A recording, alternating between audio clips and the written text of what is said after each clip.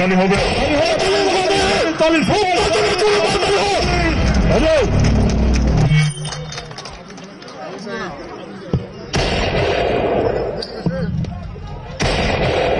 আমাদের 18 জুলাই বৃহস্পতিবার 26 জন মারা যান, আহত হন 1,500।